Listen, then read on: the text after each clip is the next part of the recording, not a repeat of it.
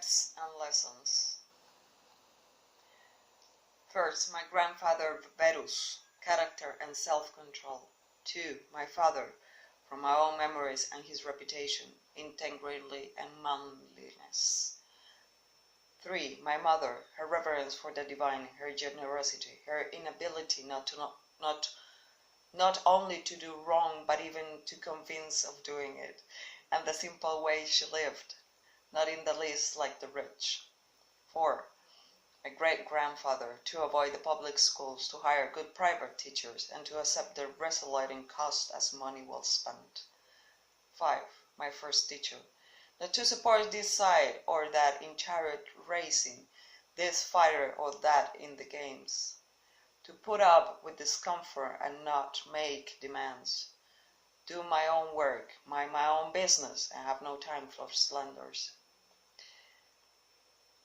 6. Diognetus, not to waste time on nonsense, not to be taken in by conjurers, on hoodoo, artists with their talk about incantations and exorcism or all the rest of it, not to be obsessed with quail fighting or other crazes like that, to hear unwelcome thoughts, to practice philosophy and to study it with Bacchus, and then with Tandasis and Marcianus, to write dialogues as a student, to choose the Greek lifestyle and camp bed at the clock.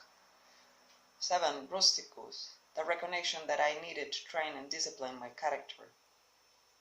Not to be sidetracked by my interest in rhetoric, not to write treatises on abstract questions, on deliver moralizing little sermons, or compose imaginary descriptions of the simple life, or the man who lives only for the others, to steer clear oratory, poetry, and bell letters, not to dress up, to stroll around the house, or things like that, to write straightforward letters like the one he sent my mother from Sinuessa, and to behave in a conciliatory way when people who have angered or annoyed us want to make up, to read attentively, not to be satisfied with just getting the gist of it, and not to fall for every smooth talker, and for introducing me to Epictetus' lectures, and loaning me his own copy.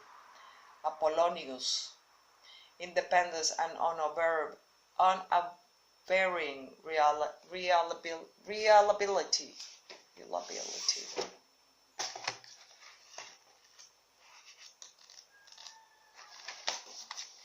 And to pay attention to nothing, no matter how fleeting, accept the logos, and to the same in all circumstances, intense pain, the loss of a child, chronic illness, and to see clearly from his example that man can show both strength and flexibility, his patience in teaching, and to have seen someone who clearly viewed his expertise and ability as a teacher as the humblest of virtues, and to have learned how to accept favors from friends without losing your self-respect or appearing ungrateful.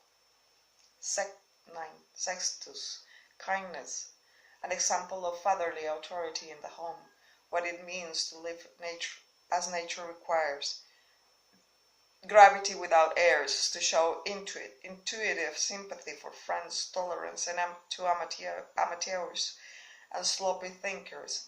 His ability to get along with everyone, sharing his company was the highest of compliments, and the opportunity and honor for those around him to investigate and analyze with understanding and logic the principles we ought to live by, not to display anger or other emotions, to be free of passion and yet full of love, to praise without bombast, to display expertise without pretension.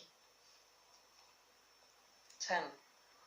The literary critic Alexander, not to be constantly correcting people, and in particular not to jump on them whenever they make an error of usage or a grammatical mistake or mispronounce something, but just answer the question or add another example or debate the issue itself, nor their phrasing, or make some other contribution to the discussion and insert the right expression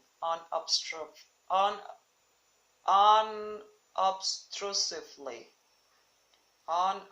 unobtrusively, unobtrusively, unobtrusively.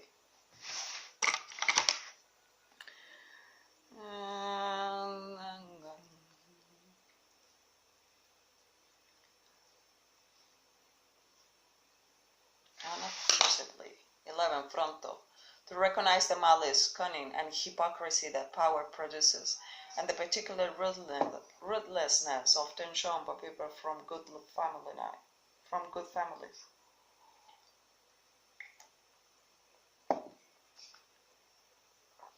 12. Alexander the Platonist. Not to be constantly telling people or writing them that I'm too busy, unless I really am. Similarly, not to be always ducking my responsibilities to the people around me because of pressing business. 13. Catullus. Not to shrug off a friend resentment, even unjustified resentment, but to try to put things right, to show your teachers ungrinding respect that Domitius and Antinodotus' story, and your children unfind love. My brother Severus. To love my family, truth, and justice.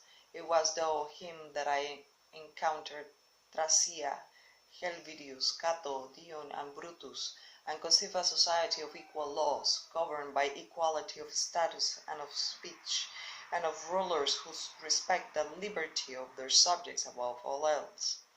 And from him as well to be steady and consistent in valuing philosophy, and to help others to be eager to share, not to be a pessimist, and never to doubt your friend's affection for you, and that when people incurred his disapproval, they always knew it, and that his friends never had to speculate about his attitude to anything. It was always clear. Maximus Maximus. Self-control and resistance to distractions. Optimism in adversity, especially illness, a personality in balance, dignity and grace together. Doing your job without whining. Other people's certainty is what he said, was what he thought, and what he did was done without malice. Never take aback or apprehensive, neither rash nor hesitant, or bewildered, or at a loss, not obsequious, but not aggressive or paranoid either. Generosity, charity, honesty. The sense he gave of staying on the path rather than being kept on it. That no one could ever have felt patronized by him, or in a position to patronize him. A sense of humor. My adopted father. Compassion, unwavering